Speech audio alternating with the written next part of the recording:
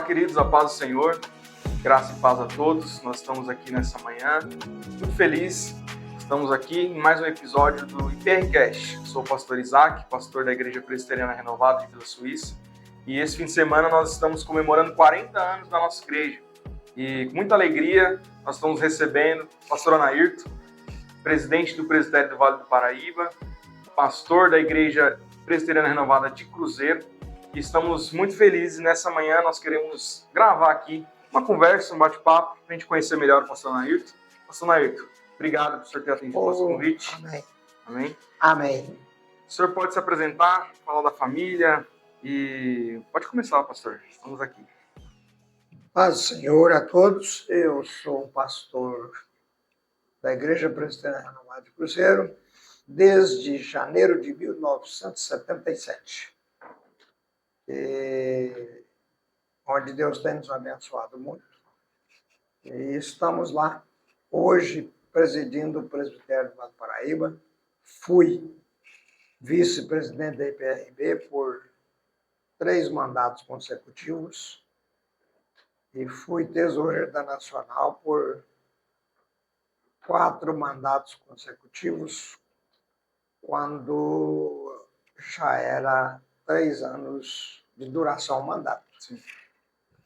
E aqui estamos com muita alegria para prestigiar essa linda festa dos 40 anos da Igreja Presbiteriana Renovada de Vila Suíça, ao lado do meu querido irmão e amigo pastor Isaac. Amém. Glória a Deus. Tem sido muito bom, pastor. E a gente queria saber do senhor um pouco da sua história. Como foi, pastor, a conversão do senhor? O senhor já falou que o senhor tem 47 anos de ministério, né? Mas queria perguntar para o senhor, como que foi a questão da conversão? O senhor nasceu num lar evangélico já, num lar cristão? Ou o senhor se converteu depois? Bem, eu nasci num lar evangélico de família presbiteriana, onde eu fiz minha pública profissão de fé. E sou oriundo da cidade de Conceição de Ipanema, Minas Gerais. Aliás, também sou oriundo da Igreja Presbiteriana do Brasil, onde eu fiquei por alguns anos, poucos, mas alguns anos. E na mesma cidade, chamada Conceição de Ipanema, Minas Gerais, eu fiz o curso primário e o curso ginasial. E depois vim para São Paulo, onde eu fiz o curso de graduação teológica. E também, junto, fiz o 2º grau. E me formei e dirigi uma congregação na primeira igreja presbiteriana de Osasco por 1 ano e 3 meses. E depois fomos convocados pelo pastor Jobel Cândido Venceslau, que foi o meu pastor presidente, que me consagrou a pastor. Aliás, na época era pastor evangelista. E me enviou para Cruzeiro, uma cidade dificílima, onde eu estou até hoje, fazendo a obra de Deus. Quantos anos? Estamos lá há 47 anos ininterruptos. Glória a Deus. Temos um programa de rádio que está há 37 anos no ar, chamado A Hora do Milagre, que tem sido uma referência na cidade. Sou cidadão cruzeirense, título recebido pela Câmara Municipal de Cruzeiro. Sim. E louvo a Deus por todos os privilégios que Deus tem me concedido. Amém. Glória a Deus. Pastor, o senhor é uma referência aqui, tanto no presbitério quanto na igreja, né? Todos os pastores que a gente conversa, o senhor é bem conhecido aí no país, né? E esse tempo que o senhor ficou na diretoria administrativa, o senhor viajou bastante. Como que foi esse tempo aí que o senhor ficou? O senhor conhece outros estados? Qual foi uma experiência marcante do senhor, assim, enquanto o senhor foi da diretoria administrativa? Eu fui 18 anos da diretoria, na verdade, executiva, né? Da DR. E trabalhei ao lado do saudoso pastor Jamil Zepete. Fui muito bem sucedido ao lado dele. Sim. Cresci e aprendi muito, viajamos muito pelo Brasil afora. Tive o privilégio de representá-lo algumas vezes em alguns encontros de avivamento porque ele estava enfrentando problema de saúde. Então, eu era o enviado dele para esses encontros, esses eventos marcantes. E viajamos praticamente o Brasil inteiro e fora. Já estive pregando em Portugal, em Almada, na Igreja Presbiteriana Renovada de Almada. Já estive pregando na Igreja Presbiteriana Renovada de Valência, na Espanha, por 2 vezes, por 2 aniversários. E estive pregando na Igreja Renovada de Londres e preguei também na Igreja Cristã Evangélica de Língua Portuguesa, em Zurique, na Suíça. E, finalmente, eu estive pregando na Igreja Presbiteriana Renovada de Foggia, na Itália. E viajamos o Brasil inteiro, participando de encontros de avivamento, encontros de pastores, reuniões da executiva. E dificilmente faltei a uma reunião, graças a Deus. Para mim foi um privilégio muito grande trabalhar na diretoria executiva e agora na diretoria administrativa, como membro da DA, como presidente do presbitério do Vale do Paraíba. Falando do presbitério, pastor, como está o presbitério hoje? Quantas igrejas o senhor tem ali? Como estão os projetos aí para o futuro? Que é um presbitério referência para nós também, né? O presbitério do Vale do Paraíba. O presbitério do Vale do Paraíba, ele pega de Cruzeiro, vai até São José dos Campos e também Campos do Jordão, sul de Minas Gerais, quase todo o sul de Minas Gerais nós temos igrejas. E também temos uma igreja na cidade de Itatiaia, uma das primeiras cidades ali do estado do Rio de Janeiro. Nós temos uma faixa de 40, mais ou menos umas 40 igrejas. Vamos organizar mais 2 agora, de Moreira César, dia 9 de março, e de Passa Quatro, dia 13 de março. Serão organizadas mais 2 igrejas. Glória a Deus. E o presbitério está marchando. Temos o nosso encontro de avivamento, né? Que fizemos já o 39º encontro de avivamento, que é um encontro semelhante aos antigos encontros de São João Clímaco. Sim. E também é semelhante aos antigos encontros de Cianorte. Hoje é o único encontro que ainda existe, encontro de avivamento espiritual. Sim. Bem dizendo isso, né? Os presbitérios fazem os seus encontros, às vezes de 1 dia, 2 dias, 1 dia e meio, mas nós temos o nosso encontro de 4 dias de carnaval. E, para você ter uma ideia, nós tivemos agora o 39º encontro de avivamento espiritual na Escola do Caíque, na cidade de Cruzeiro, onde, por exemplo, no domingo, na segunda-feira à noite, aliás, nós tivemos a presença de mais de 1.000 pessoas presentes. 12 crentes batizados com o Espírito Santo, e Deus operou grandemente naquele encontro. Foi o mais forte que nós já tivemos. Que bênção. Falando no encontro, pastor, encontro de avivamento, nós temos até o nosso pastor Herbert, né, ele foi batizado com o Espírito Santo em Cruzeiro. Né? Ele contou aqui no podcast. É uma novidade. Inclusive, ele já pregou lá, né? Já pregou várias vezes, pregou no nosso encontro, Sim. Várias vezes na igreja de Cruzeiro. E tenho a impressão que ele pregou em algumas igrejas também do presbitério. Sim, já em muito Caçapava. Querido nosso, Caçapava, acho que, não sei se Cachoeira Paulista, mas muito querido da nossa região. Sim. De vez em quando ele vai visitar a filha, mas ele nem me liga.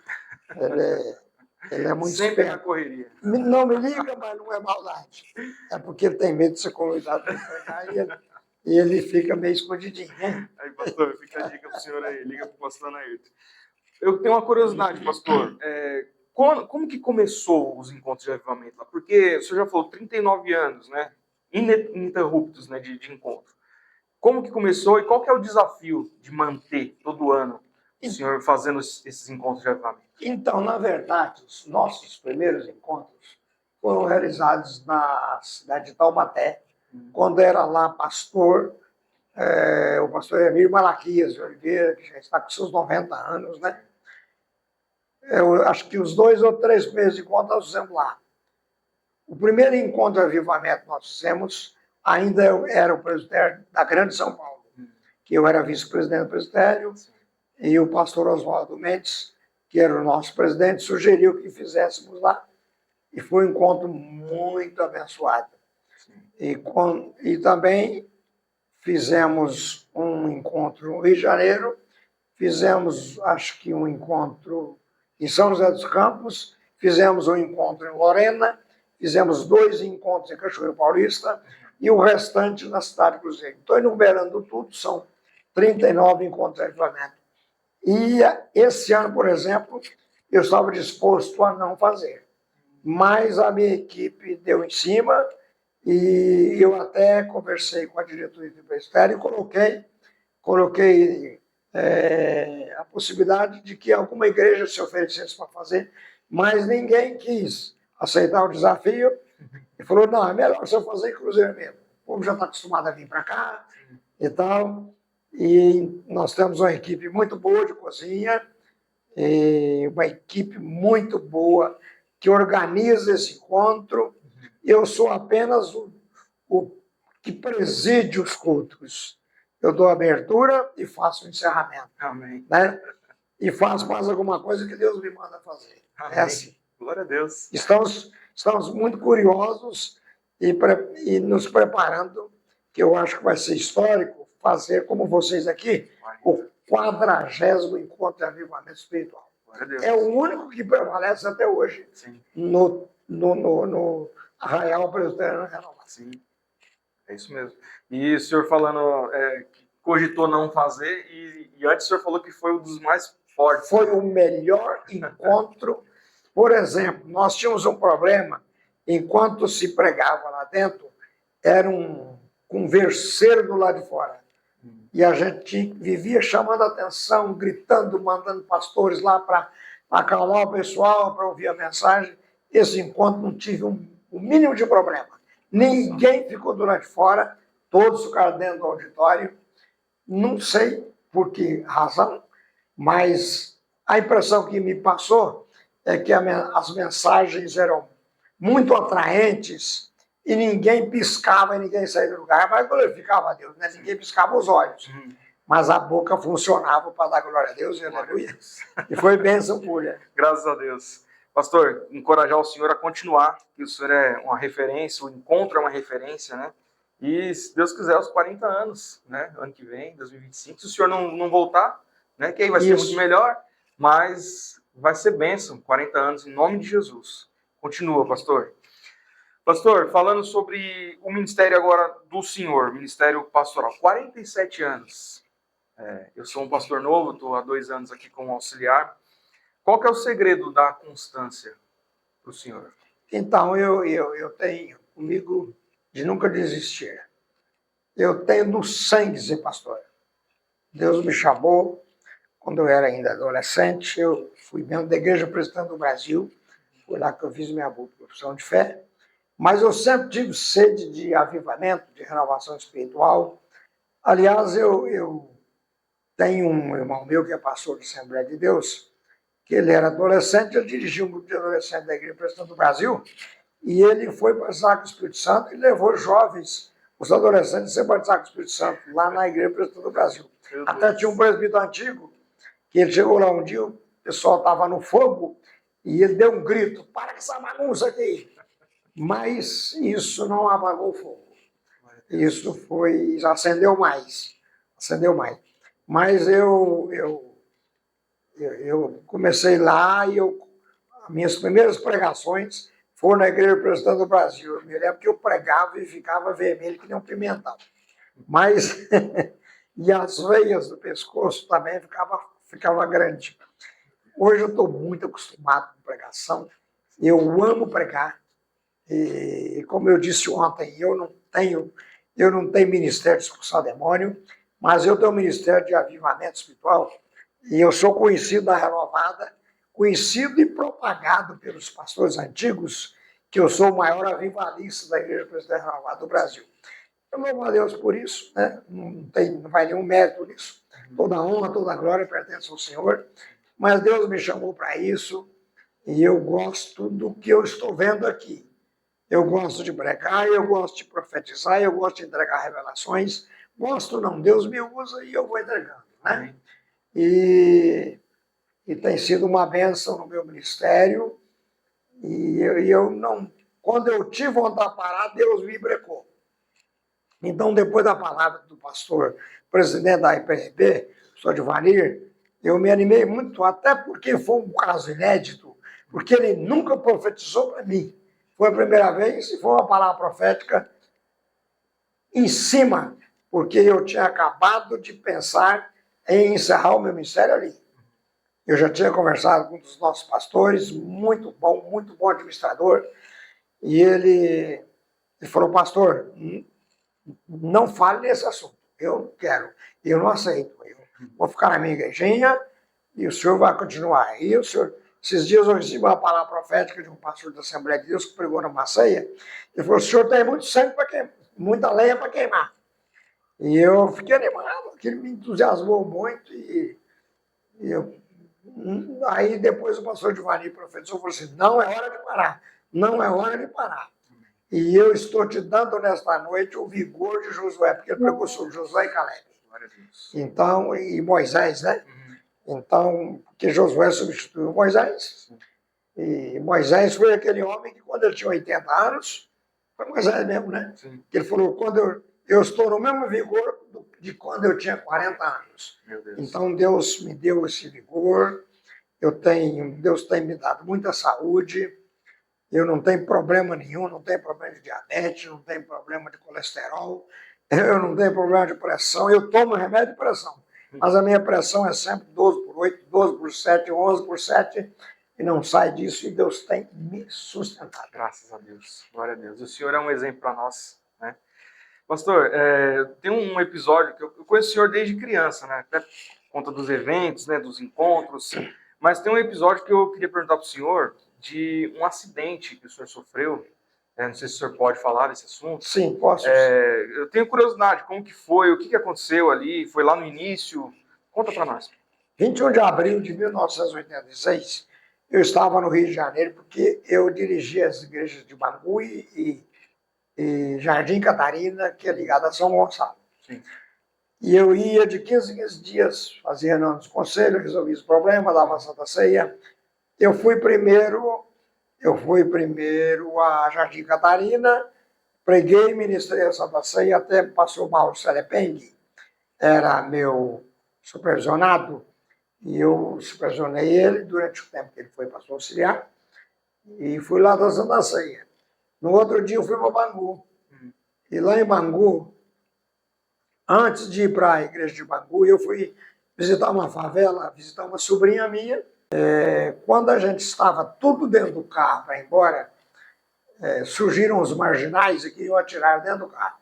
Mas de repente nós ouvimos uma voz de um dos marginais que disse assim, não atirem, porque tem crianças lá dentro. Meus filhos eram crianças, estavam lá dentro do carro. E graças a Deus, graças às crianças, nós evitamos de uma morte fatal. Deus nos deu um grande livramento ali. Mas de lá, eu acho que o diabo não ficou contente por não ter conseguido êxito naquela situação, e nós fomos para Bangu, e na viagem para Bangu era um presbítero da igreja de Bangu que estava dirigindo um Chevette, um carro antigo, e ele capotou o carro. Aliás, ele bateu de frente com o carro da polícia, e o policial estava bêbado, e estava cheio de cascos. A minha sorte, porque a lei, a justiça achou esses cascos de cachaça, de bebida alcoólica dentro do carro, mas o carro que nós estávamos foi para o Ferro Velho. Quem viu o carro disse assim, não sobrou ninguém. Mas estava eu, minha esposa, a minha filha caçula e o meu filho, que é o pastor Jeter. E o Jeter estava sentado no meu colo. Eu estava com uma pasta 007, que eu usava muito. E aquela pasta amassou, ela estava no meu colo. Eu acho que até por essa razão eu não tive machucaduras piores. Mas eu fui o pior acidentado. Eu fui para o hospital Getúlio Vargas, no Rio de Janeiro, e o presbítero teve hemorragia, a minha esposa foi para um outro hospital, cada um foi para um hospital, e eu fiquei naquele hospital, eu fiquei internado foi até interessante que eu fiquei internado numa enfermaria. E eu estava com um problema muito sério. Naquele acidente eu quebrei o braço esquerdo, tem as marcas até hoje aqui. Eu quebrei o braço esquerdo e operei esse braço 2 vezes, coloquei 14 platinas, fiquei 1 ano e meio, aqui tá as marcas, ó, os 2 lados, e depois eu quebrei o antebraço direito, eu tive um problema também na coluna, dava a impressão que tinha quebrado alguma coisa, e tinha quebrado, deu na radiografia que eu tinha quebrado costelas. Só que quando eu estava indo na maca para o quarto, as moças, primeiro elas incomodaram muito comigo, disseram assim, eu não entendo esse paciente, porque ele só fica rindo, E eu tinha uma alegria do Espírito Santo no meu coração.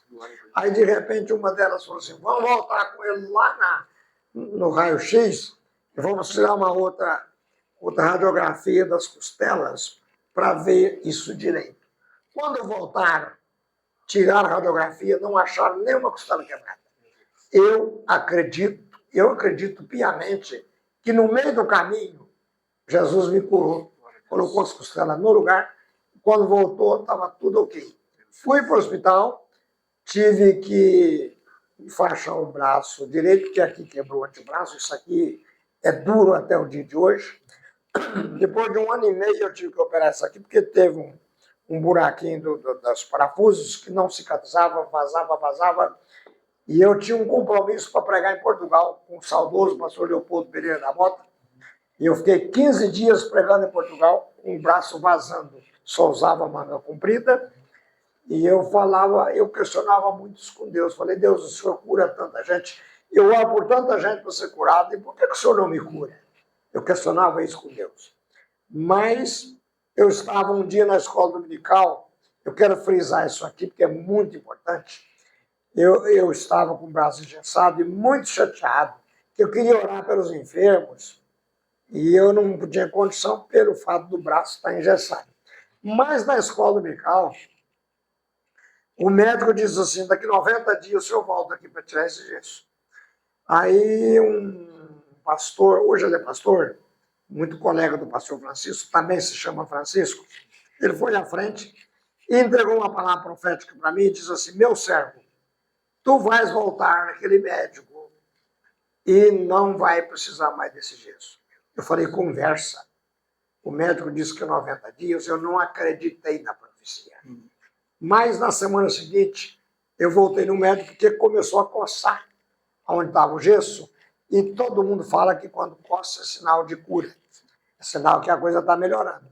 Aí me levaram novamente no hospital, chegou lá, o médico falou assim, pastor, nós vamos levar o senhor para fazer uma nova radiografia desse braço direito. Se tiver sinal de calo, o senhor não vai mais precisar dizer isso. Aliás, a profecia diz assim, tu não vai mais precisar dizer isso.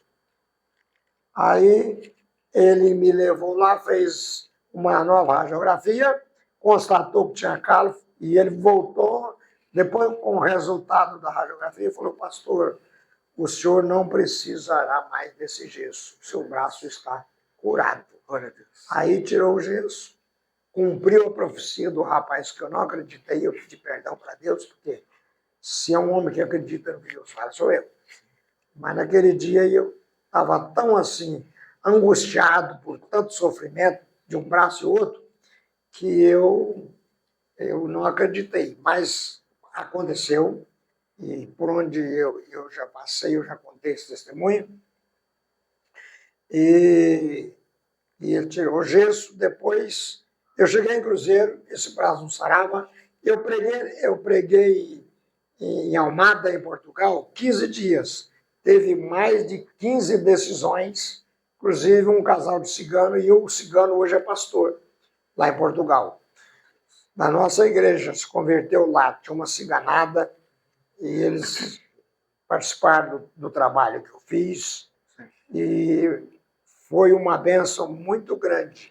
Mas quando eu cheguei em Cruzeiro, eu percebi que essa parte que estava dando vazamento começou a dar uma infecção, ficou toda avermelhada. Aí minha esposa falou, você tem que ir no ortopedista, você tem que ver isso aí.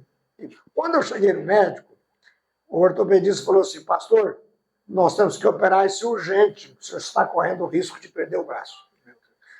Aí, graças a Deus, eu relutei, porque eu não queria operar de novo, porque na cirurgia me deram uma anestesia geral, que o meu pulmão fechou todinho.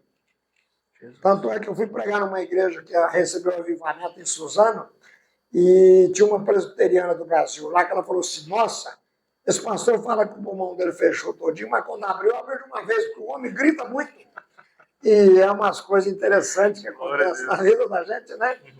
E eu voltei lá, eu fui no médico em Cruzeiro, ele falou, tem que operar urgente isso aí. E ele tirou todas as platinas, porque na época que o tempo mudava, aquilo doía. Ele tirou todos os parafusos, operou meu braço. Na semana seguinte, eu tinha um convite para pregar num encontro nacional de jovens da Renovada do Brasil, em Curitiba. E eu subi num púlpito muito alto. Me lembro que o saudoso doutor Jamil me recomendou, falou, pastor Anaírton, o senhor tem costume de pular muito. Pelo amor de Deus, o senhor não pula, não.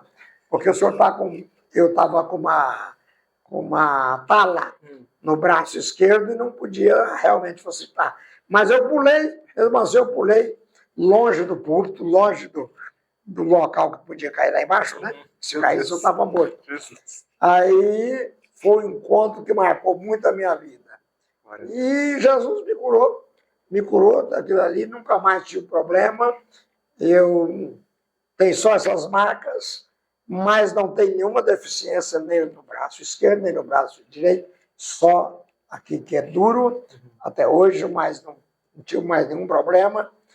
E foi um acidente que depois saiu no jornal Aleluia, eu com os dois braços pendurados, e do acidente que eu sofri no Rio de Janeiro, e eu quebrei, eu não me lembro mais, não foi costela, porque eu tive umas quebraduras aqui atrás, e Deus mandou um pastor da Igreja Quadrangular de Vitória, aliás, de Recife. Eu preguei na igreja dele também por 15 dias. Deus abençoou muito a Igreja Quadrangular. E Deus salvou muita gente, tinha endemoniado para arrastar de enxada, como diz o mineiro. Mas Deus libertou. Eu me lembro um dia, pastor Isaac, desculpa, que eu passei em frente aonde o pessoal vendia refrigerante. Eu gostava muito de refrigerante. Hoje faz mais de 20 anos que eu não tomo Coca-Cola, não tomo Guaraná, parei com refrigerante. E quando passei em frente à salinha da moça que vendia refrigerante, ela me parou e disse assim, pastor, aliás, eles arrumaram uma plaquinha para nós de profeta e botaram uma plaquinha no meu peito, no peito da minha esposa e no peito do presbítero que estava comigo. E ela falou para mim, parou e falou assim, profeta, me explica uma coisa, todas as vezes que o senhor passa aqui em frente a este local que a gente vende de refrigerante, eu sinto uns arrepios fortes. Eu falei, minha filha, isso é a unção de Deus, é o poder do Espírito Santo. E Deus operou muito naquele encontro. Sempre que acabava a expulsão do demônio, caía meia dúzia. E foi um negócio muito forte. Então, eu passei por 3 vezes, eu tive 3 acidentes. 3 acidentes, mas esse foi o pior. E Jesus me libertou. E, por fim, eu passei por esse pesadelo em mês de novembro e estamos aqui curados. Glória a Deus. Grandes livramentos, né, pastor? Grandes livramentos. Deus que tem livrado o Senhor. Deus tem um carinho especial comigo e eu agradeço muito a Deus. Amém. Glória a Deus. Pastor, para a gente já ir encerrando, eu queria saber do senhor qual que é o conselho do senhor assim para a nova geração de líderes e pastores que o senhor está vendo surgir e para a igreja, a questão do avivamento. O senhor falou muito forte ontem sobre o avivamento, né? E o senhor acha que há um risco da gente se esfriar? Né? A palavra de Deus diz que os tempos serão difíceis, né? E o amor de muitos se esfriarão.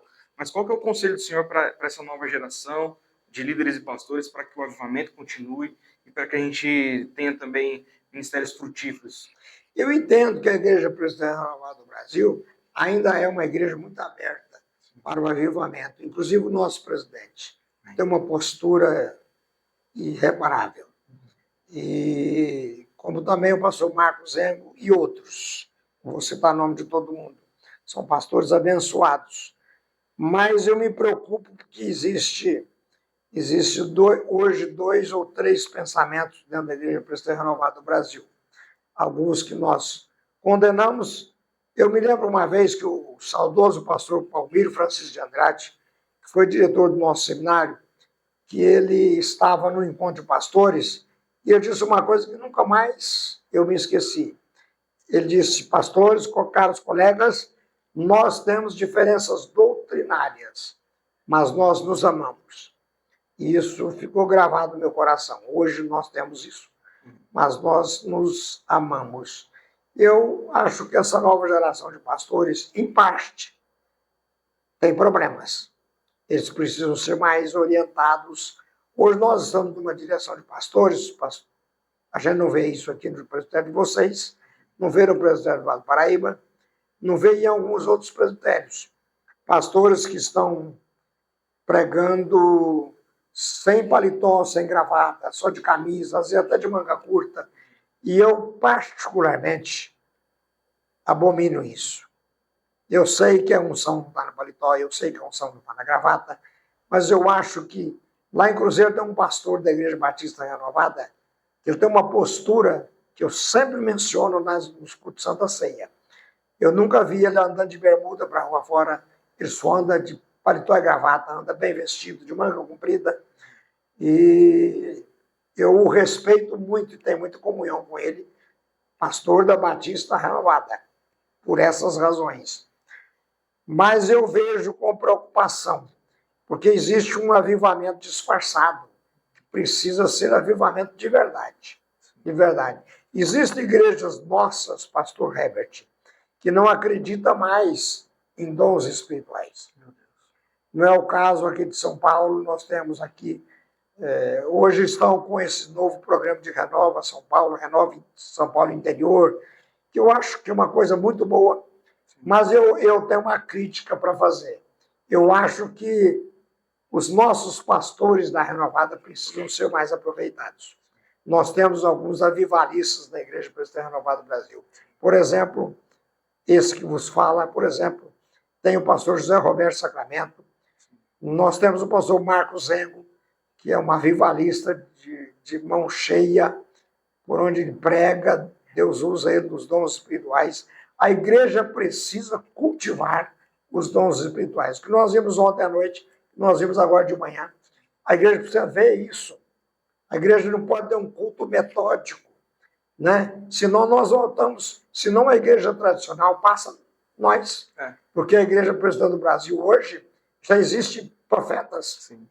Eu preguei numa igreja presbiteriana do Brasil, em Arapongas, que eu vi os crentes falando língua estranha e eu não acreditei. E profetizei no meio deles. Né? E pessoas, inclusive, pessoas bem posicionadas, pessoas doutrinadas, sabe? Com espírito de santificação. O que parte da Renovada não olha mais para isso. Né?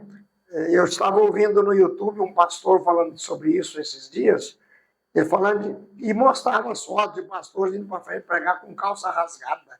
Esse negócio de calça rasgada está virando uma pouca vergonha no meio da nossa denominação. E não pode. Eu acho que você pode andar. Eu antigamente nunca usei calça jeans, mas hoje a minha esposa me doutrinou, né? Eu uso umas calças mais ou menos jeans, o jeans mesmo eu não gosto. Também não tem nada contra quem usa. Mas é o meu perfil, eu fui criado assim. Questão de postura, né? Questão de postura. Mas eu acho que púlpito não pode ser para isso. Púlpito não.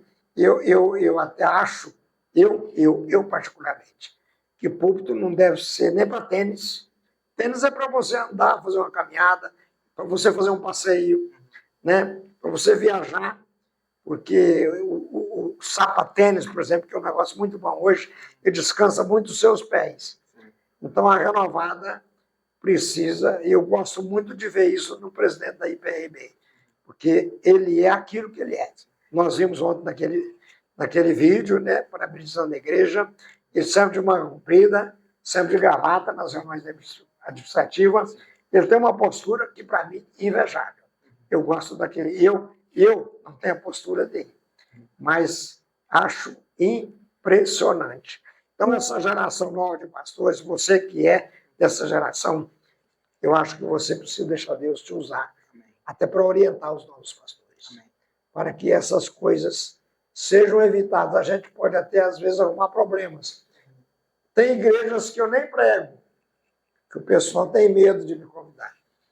Mas eu não tenho problema com isso. A Assembleia de Deus me convida, a Igreja Quadrangular me convida. Eu tenho igrejas de outras denominações que me fazem convite para pregar, e eu vou, não tem problema nenhum. Eu preguei 2 vezes na Quadrangular de Recife.